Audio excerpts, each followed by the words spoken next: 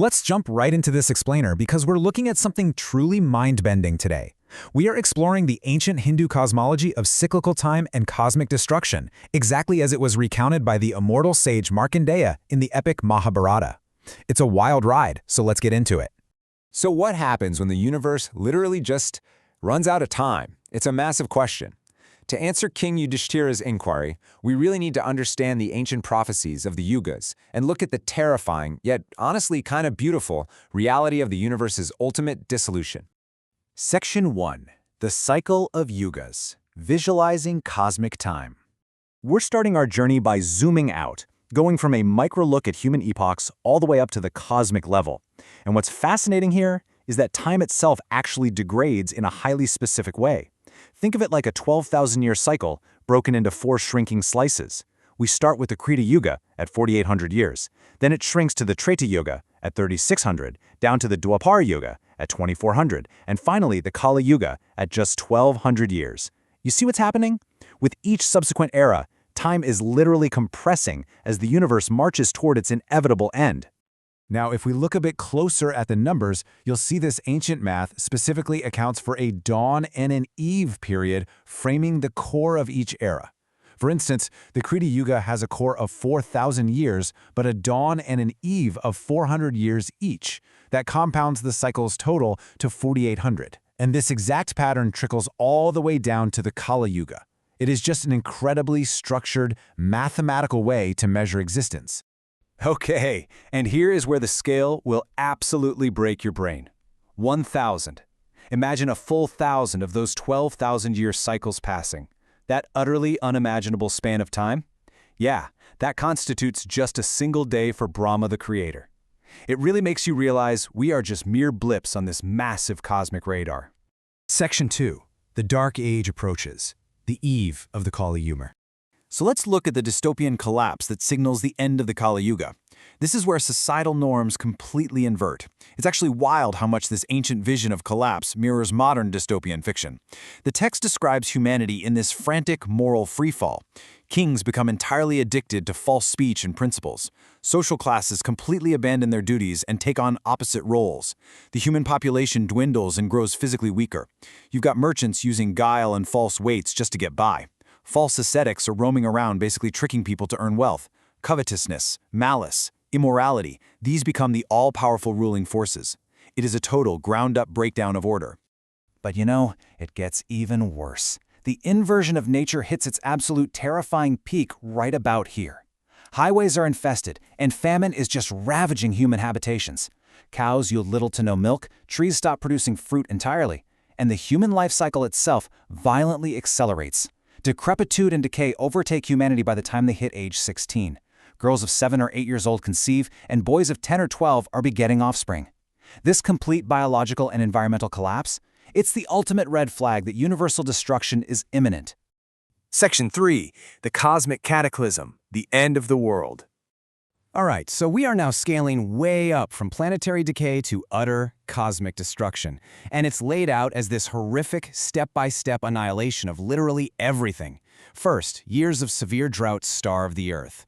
Second, 7 blazing suns appear in the sky, drinking up all the rivers and seas. Third, the Samvertika fire, driven by these fierce winds, consumes the Earth and nether regions, turning it all into ash.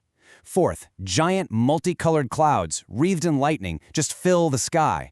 And finally, step 5, incessant rain pours down for 12 solid years, sinking the entire Earth in an inescapable flood. So we move violently from a world-ending fire straight into a world-drowning flood. And then, it just stops. With the universe completely and utterly decimated, the self-create Lord simply drinks the terrible winds and goes to sleep. It just leaves this haunting, absolute silence. Section 4. The Endless Ocean. A Dead Expanse.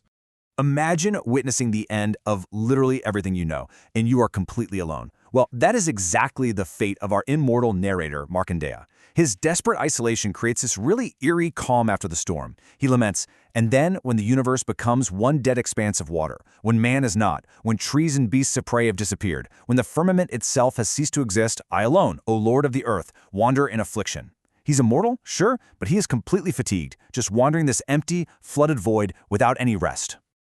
But then there's a shift. Out in that endless flooded expanse, Markandeya spots a vast banyan tree. And right there, sitting on a conch attached to a branch, is a divine boy of blazing effulgence. The boy, who's wearing yellow robes and bearing the mark of Srivatsa, speaks so pleasantly to the exhausted sage. He basically tells Markandeya to rest and invites him to enter his body through his mouth. Section 5. The Universe Within, the Ultimate Contrast. Now completely deprived of motion, Markandeya is swallowed by the boy. And what he finds inside is, without a doubt, the most mind-bending twist of this entire explainer.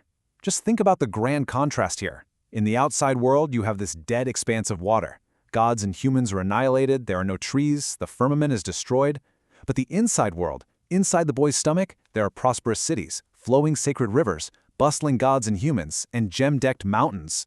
It turns out, the universe wasn't destroyed at all. It was simply preserved in a perfectly ordered state inside this divine entity's stomach. The sheer scale of this mythology is just breathtaking. Living upon fruits, Markandeya wanders through the boy's stomach for centuries. He's marveling at the entire universe in there. But here's the kicker. Even after centuries of wandering, the immortal sage fails to ever find the limits of the boy's body. He literally cannot comprehend the boundaries of this divine preservation. Section 6. The Divine Illusion, the Grand Reveal. Eventually, a sudden gust of wind violently projects Markandeya right back out of the boy's mouth, returning him to that solitary branch of the banyan tree. Back out in the dead expanse, the divine boy just smiles. And in that moment, he grants Markandeya a new sight, true knowledge, that actually emancipates him from the illusions of the world. Awestruck by witnessing this inexhaustible power, the sage bows to the deity's lotus feet in complete and utter reverence. Markandeya then asks the ultimate question, trying to understand the truth behind this inconceivable reality. He says, "I desire to know you who are free from all faults. Why do you stay here in the form of a boy having swallowed up the entire universe? Why, O sinless one, is the entire universe within your body?" He is demanding to know the mechanics behind this massive cosmic illusion. Which brings us to a pretty wild thought. If the end of the world is merely an illusion concealing a safely swallowed universe, what is the true nature of the reality we are living in right now? Are we, too, just wandering inside an incomprehensibly vast divine structure, totally mistaking it for the whole of existence? It really makes you wonder about the grand illusions of our own lives. Well, that wraps up today's explainer. Keep asking those big questions, and we'll see you on the next one.